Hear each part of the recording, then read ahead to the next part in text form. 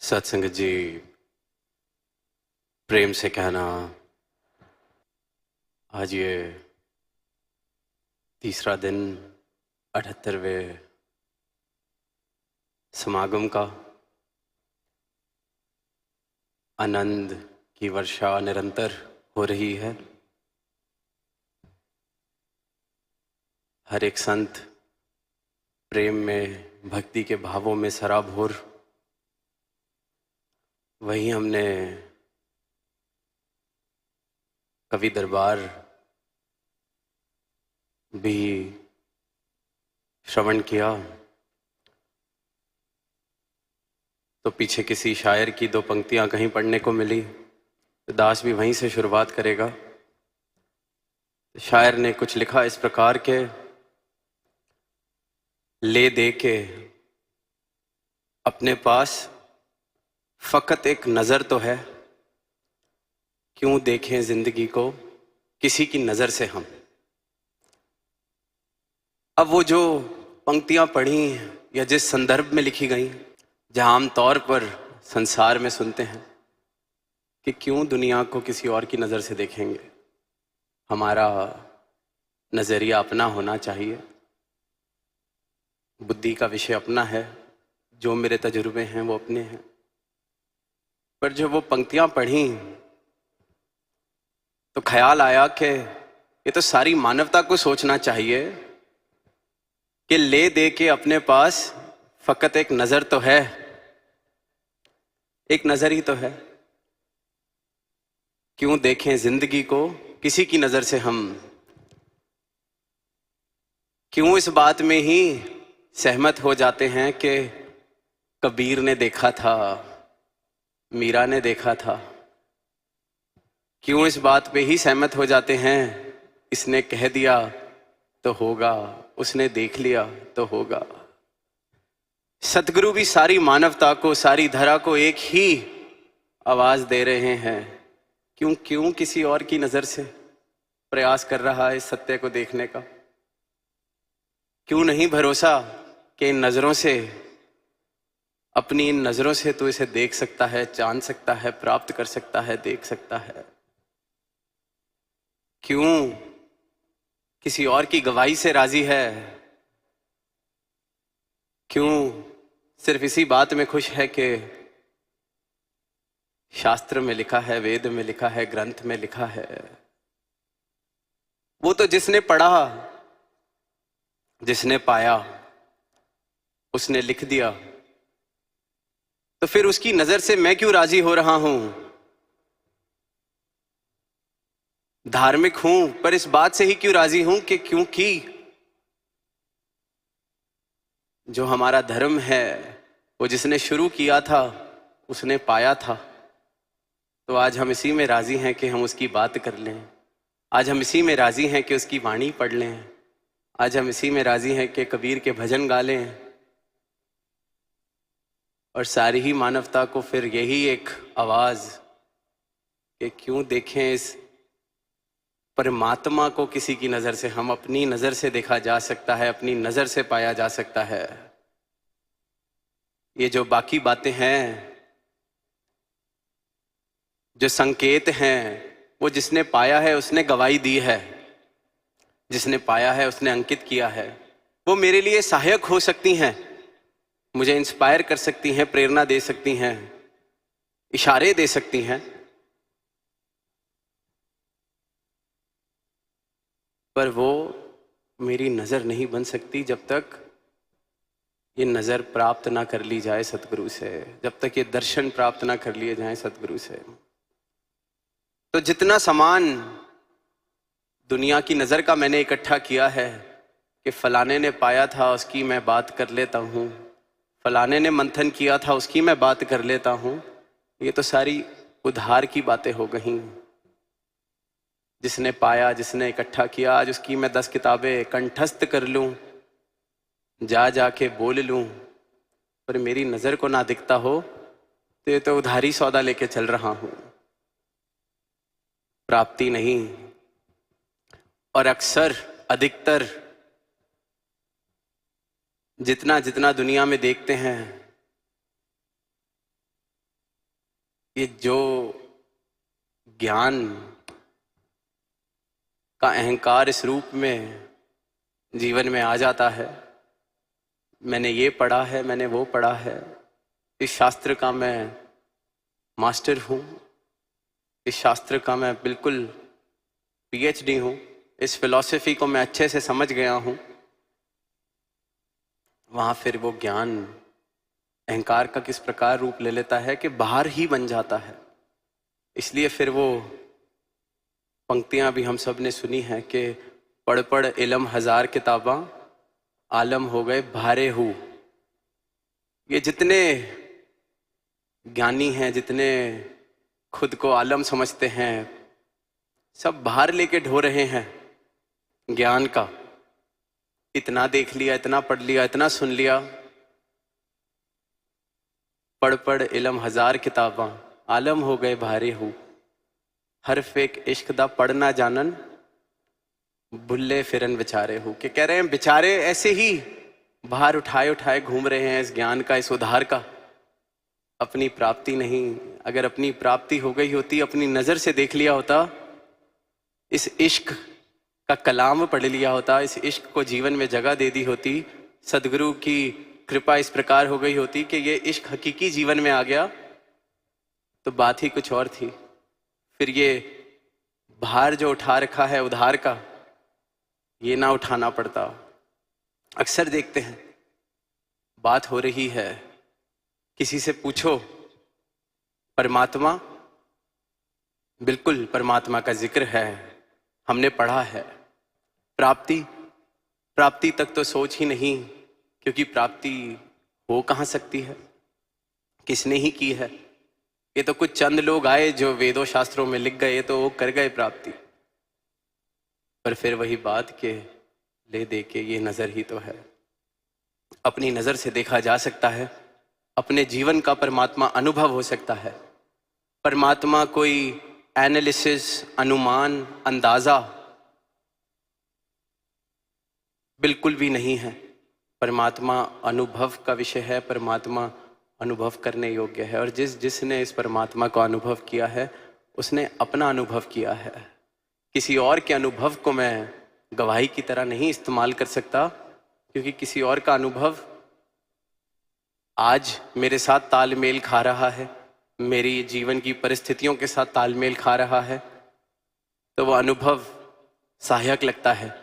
जहां जीवन की परिस्थिति कुछ और हुई, देखते हैं अक्सर कबीरदास जी की बात करते हैं, जिस दिन तो बात मेल खा रही है तो गवाही दे दी, किसी भी पुरातन संत की बात की गवाही दे दी। जिस दिन बात तालमेल नहीं खाती तो मैं कह देता हूं वो समा कुछ और था, तब कहाँ इतनी टेंशनें थीं, तब कहाँ इतना माया का प्रकोप था। तो मैं छोड़ देता हूं क्योंकि मेरा अनुभव नहीं है। तो मैं कह देता हूं कि कहाँ कबीरदास जी को झंझट था ईएमआई का, कहाँ कबीरदास जी को कोई झंझट था सोशल मीडिया का, तब कहाँ कोई ऐसी भाग दौड़ थी। तब मैं फिर बच जाता हूं क्योंकि मेरा अनुभव नहीं है। तो उधार का जो ये सामान है, दुनिया में शायद फिर उधार के सामान से घर चल जाते हों, पर ये जो अध्यात्म है ये निज घर है। यहाँ ये नकदी सौदा करना है, अपनी नजर अपने अनुभव से इसे प्राप्त करना है। वरना तो फिर प्राप्ति अगर होगी तो फिर वो ज्ञान से आने वाले अहंकार की पढ़ पढ़ इलम हजार किताबां वाली बात। ऐसे ही एक कहानी भी याद आ रही है कि एक गांव में दो गुरुकुल, दो मठ थे। जिस भी आसपास के गांव से किसी को भी अगर आध्यात्मिक शिक्षा प्राप्त करनी हो तो उन दोनों मठों में से जो गुरु थे उनके पास कोई ना कोई चला जाता था। अब क्योंकि दो मठ थे तो आपस में प्रतिस्पर्धा भी बन जाती है कि इस गुरुकुल के बच्चे ज्यादा सियाणे, इस गुरुकुल का गुरु ज्यादा बड़ा गुरु। तो अब दोनों के जो सबसे कुशल स्टूडेंट्स, डिसाइपल्स, शिष्य थे, उनसे बड़ी उम्मीदें दोनों गुरुओं को। तो एक गुरुकुल का बच्चा, एक मठ का बच्चा रोज सब्जी खरीदने जाता था। जो सबसे उनका काबिल बच्चा, वो रोज गुरुजी के लिए सब्जी खरीदने जाता था। पैदल जा रहा तो एक दिन दूसरे गुरुकुल का जो सबसे कुशल बच्चा, उसने उसको देखा और पूछ लिया, कहाँ जा रहे हो? जानता था कि रोज सब्जी लेने जाता है, पर पूछ लिया कहाँ जा रहे हो, कि क्या जवाब देगा, फिर इसको मैं अपने कहीं किसी जवाब में फंसाऊं। पूछा कहाँ जा रहे हो? अब जो सब्जी लेने जाने वाला था वो कहता है जहां ये पैर ले जाए मैं वहां जा रहा हूं। अब जिसने सवाल पूछा वो इस बात का कोई जवाब नहीं दे सका, थोड़ा हैरान हो गया, इस जवाब की उम्मीद नहीं थी। गया गुरुजी के पास कि आज वो सामने वाले गुरुजी का जो सबसे प्यारा शिष्य है, जो उनके लिए सब्जी लेने जाता है, उससे ये सवाल पूछा तो उसने ये जवाब दे दिया। गुरु को भी ठेस पहुंच गई कि मेरा उत्तम शिष्य जवाब नहीं दे पाया, उसकी जबान बंद कर दी। तो उसको कहते हैं कि चल सुन, कल जब वो ये जवाब देगा फिर सवाल पूछना, और जब वो जवाब देगा कि जहां ये पैर ले जाएं तो कह देना कि अगर ये पैर ना होते तो तू कहां जा रहा है। अब यही हुआ, सवाल पूछा अगले दिन, कहां जा रहे हो? उम्मीद कर रहा था कि वो कहेगा जहां ये पैर ले जाएं, क्योंकि सामने से उत्तर तैयार था। कहता है जहां ये हवा ले जाए मैं तो वहां जा रहा हूं। फिर जवाब नहीं दे पाया, फिर आंखें नीची, अहंकार थोड़ा सा ठेस पहुंचा। फिर गया कि गुरुजी आज तो उसने जवाब ही बदल दिया, कहता है जहां हवा ले जाए, जहां हवा उड़ा ले जाए वहां जा रहा हूं। गुरुजी को भी लगा 2 दिन पराजित कर दिया मेरे शिष्य को। कहते हैं कि चल कल सुबह जब बोलेगा कि जहां हवा ले जाए तो कहना अगर हवा ही ना चल रही हो तो कहां जा रहा है तू, तो कहां जाएगा तू? फिर शिष्य कि हाँ, इस बात से लग रहा है कि कल मैं जीत के आऊंगा। फिर अगले दिन सुबह दोनों मिलते हैं रास्ते में, पूछता है कहां जा रहे हो? अब उम्मीद है कि आज भी कोई हवा की बात होगी। पूछता है कहां जा रहे हो? वो कहता है मैं तो सब्जी लेने जा रहा हूं। बात सारी की सारी है, जहां खुद को गंवाना है अध्यात्म, जहां खुद को खत्म कर लेना है, अपनी प्राप्ति करना है अध्यात्म, वहां दुनिया का हाल ये हो चुका है कि सब इसी दौड़ में है कि मेरा शास्त्र बड़ा, मेरा धर्म बड़ा, जिसे मैं गुरु मानता हूं वो बड़ा, जिसमें तुम आस्था रखते हो वो बात नहीं ठीक। अहंकार का विषय बनता जा रहा है। दुनिया किताबें पढ़ रही है, आलम बन रही है, पर किस लिए, प्राप्ति किस चीज की हो रही है, ये आत्ममंथन करने की जरूरत है। कहीं मैं धर्म के नाम पर भार ही तो नहीं ढो रहा, कहीं मेरी भी अवस्था वही वाली तो नहीं कि आलम तो हो गए पर भार ढो रहे हैं, या यही एक चिंता चल रही है कि सामने वाले ने मुझसे ज्यादा पढ़ लिया है, मुझसे ज्यादा जान लिया है। अगर तो कंपटीशन, प्रतिस्पर्धा, चिंता, चिंतन यही है कि सामने वाले ने मुझसे ज्यादा जान लिया, सामने वाले ने मुझसे ज्यादा जवाब अच्छे दे दिए, तो ये तो मैं अभी तक बुद्धि के विषय में चल रहा हूं। सब्जेक्ट बस मैंने स्पिरिचुअल टेक्स्ट को या स्पिरिचुअलिटी को समझ लिया है अपना। दुनिया कंपटीशन कर रही है साइंस में नई खोज करने की, टेक्नोलॉजी में नहीं खोज करने की, बिजनेस में नहीं खोज करने की, संसार के अनेक अनेक इस प्रकार के जो फील्ड्स हैं उसमें दौड़ चल रही है। पर जहां सारी दौड़ें खत्म हो जाती हैं, मैंने उस विषय को भी एक दौड़ का विषय बना लिया है। दुनिया का हाल यही है, सबको अपनी बात बड़ी बतानी है, सबको अपना बयान, अपनी गवाही बड़ी बतानी है। सबको अपना इल्म बड़ा बताना है, बड़ा दिखाना है। हर जगह जिंदगी का कोई पहलू ले ले, शाम को टीवी देखते हैं, न्यूज़ देखते हैं, तो एक स्क्रीन के साथ 8 लोग और स्क्रीन पर जुड़े होते हैं, सब अपनी ही अपनी बात को बड़ा कर रहे हैं। संसार की चाल समझ आती है, वहाँ आगे बढ़ना है तो बड़ा करना पड़ेगा, दूसरे को छोटा करना पड़ेगा। पर भक्ति, अध्यात्म, अगर वहाँ भी यही चल रहा है तो फिर अभी बात समझ नहीं आई है। फिर इसलिए मानवता को ये आवाज़ दी जा रही है कि ये 1000 किताबें पढ़ने का विषय नहीं है, बुद्धि का विषय नहीं है। इश्क, भक्ति इश्क है, अध्यात्म ये प्रेम है, निरोल प्रेम है। और ये सिर्फ तभी आ सकता है जब समर्पित हो जाए सदगुरु के चरणों में, जब ये ज्ञान मिल जाए, जब ये ज्ञान की रोशनी से मेरा जीवन रोशन हो जाए।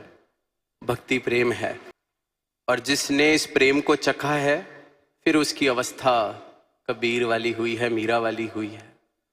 फिर उसने बेशक कबीरदास जी की बातों को ना पढ़ा हो, बेशक उन दोहों को ना सुना हो, पर वो जो बोलता है वो उस बराबर दोहे निकलते हैं, क्योंकि जीवन कबीरदास जी वाला हो गया, जीवन मीराबाई वाला हो गया। बेशक मीरा का नृत्य ना देखा हो या ना जानते हो, पर जो उसका नृत्य निकलता है वो भी फिर अपने इस कृष्ण के लिए उसके दर्शन करते हुए, उसके प्रेम में, तो वो भी मीरा वाला नृत्य। तो ये जो प्रेम है यही भक्ति है। हर्फ एक इश्क दा, ये जो प्रेम, ये इश्क जिसने जान लिया, जिसके जीवन में आ गया, वो फिर परमात्मा के साथ इकमिक हो जाते हैं। दास ने कुछ महीने पहले यही बात की कि बस इतना सा ही आत्मा मंथन कर लें कि एक संसारिक रिश्ते में भी प्रेम जीवन में आ जाता है तो किस प्रकार से जिंदगी बदल जाती है। किसी से हम प्रेम करने लगते हैं तो सारी जिंदगी, सारी दुनिया, सब अच्छा लगने लगता है। फिल्म में सुनते हैं हीरो को प्रेम हुआ तो कहता है मुझे वायलेंस, संगीत, गाने सुनाई देने लग गए हैं। कितनी पिक्चरें देखी हैं। प्यार हुआ तो कुछ बुरा लगना ही बंद हो गया। कोई फिर अपने प्रीतम की ये भी बताता है कि नहीं, इतना वैसे कोई खास दिखता नहीं है जिससे आप प्रेम करते हैं, पर जो आशिक है उसको उसमें कोई कमी नहीं दिखती। ये प्रेम की ताकत है, हम सब ने अनुभव की है। जब संसारिक प्रेम मेरी आंखों को ऐसा कर देता है, मेरे जीवन को ऐसा कर देता है कि मुझे कुछ कमी दिखती ही नहीं, मुझे कुछ बुरा लगता ही नहीं। संगीत बजने लगता है, दुनिया अच्छी लगने लगती है। कल तक जिस नौकरी में जा रहे थे, दिल नहीं लगता था, दिन नहीं कटता था, आज वहां वही काम करना ऐसे लगता है कि वाह कितनी सुंदर जिंदगी है, प्रेम हो गया है। सबने अनुभव किया है। तो जब संसार में प्रेम हो जाए, उसका ये असर हो सकता है, तो ये तो प्रेम का गुण हो गया फिर, कि सब जगह से कमियां दूर, सब जगह से दुख दूर, सिर्फ अच्छा अच्छा, सुंदर सुंदर, सारी दुनिया कमाल लगने लगती है। इसी प्रकार जब ये सदगुरु के चरणों की प्रीत जीवन में आ जाती है, ये इश्क हकीकी जीवन में आ जाता है, तो फिर अनदनाद बजते हैं, फिर भक्त नाचता है, फिर भक्त गाता है, फिर दुनिया सुंदर हो जाती है, ये कमियां दिखनी बंद हो जाती हैं, क्योंकि ये प्रेम की ताकत है, प्रेम ही बंदगी है। इंसान से प्रेम कर बैठते हैं तो कह देते हैं ये मेरा ईश्वर है। अपने महबूब को ईश्वर कह देता है इंसान जब प्रेम में पड़ता है। कितने सारे गाने हम सब ने सुने हैं, पर जब ईश्वर से ही प्रेम हो जाए तो फिर सारा इंसान ईश्वर के अंश लगने लगते हैं, सारी धरा में ईश्वर के दर्शन होने लगते हैं, इस परमात्मा के दर्शन होने लगते हैं। ये ताकत है इस इश्क हकीकी की, इस प्रेम की।